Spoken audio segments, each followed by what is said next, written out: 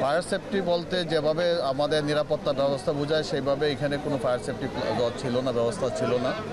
Fire ব্যবস্থাটা খুবই স্বল্প ছিল, কিছু এক্সটিংগুইশার ছিল, কিন্তু তেমন কোনো ফায়ার সেফটি ছিল না। আর যেহেতু এই এলাকায় পানি সংকট, আমরা বিল্ডিংয়ের এক রিজার্ভার থেকে আরেক রিজার্ভারে নিয়ে গেছি। 5 মিনিট 10 মিনিট সেই রিজার্ভারে আমরা ব্যবহার করার পর দেখা গেছে যে পানি শেষ হয়ে গেছে।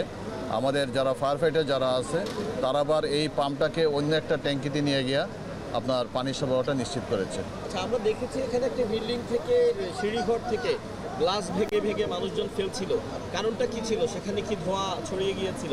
কেউ হতাহত হয়েছে? দোতলায় যে আগুনটা ছিল সব সম্পূর্ণ দরজা জানালাগুলো বন্ধ ছিল। তখন ভিতরে আমরা আগুন নিভাচ্ছিলাম, ধোঁয়াটা বের হওয়ার জন্য সেই জানালার কাজগুলো ভেঙে দেওয়া হচ্ছিল।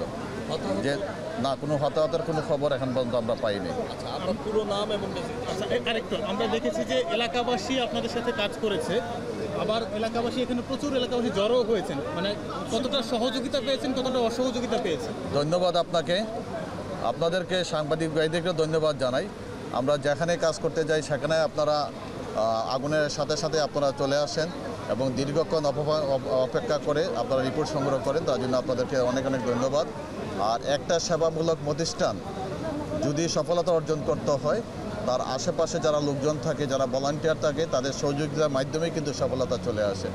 আমরা এখানে আসার পরে কিছু কিছু ভলান্টিয়ার পর্যায়ের লোক ছিল যারা আমাদেরকে প্রচুর সহযোগিতা করছে, তার জন্য আপনারা সহ যারা সহযোগিতা করছে তাদেরকে আপনাদের মাধ্যমে ধন্যবাদ জানাচ্ছি। আর সেক্ষেত্রে কি বিড়ম্বনার শিকার হতে হয়েছে উৎসুক জনতার জন্য? উৎসুক জনতা তো কিছুটা সমস্যা থাকেই, সেটা আপনারা দেখতে পাচ্ছেন, আপনাদের আশেপাশে উৎসুক জনতা আছে। যেমন উৎসুক জনতা প্রচণ্ড ভিড় থাকা অবস্থায় আমরা কোন দিকে ডেলিভারিসটা নিয়ে যাব, কোন দিকে লাইনটা তুলব, সেটা একটা বাধাগ্রস্ত হয়। তারপর সেই বাধা পেরিয়ে আমরা সঠিক সময়ে সঠিকভাবে কাজটা করার কারণে আশেপাশে বড় ধরনের ক্ষয়ক্ষতি হইতে রক্ষা পাই। আপনার পুরো নাম এবং আমার নাম কাজী নজমুজ্জামান, সহকারী পরিচালক, ঢাকা।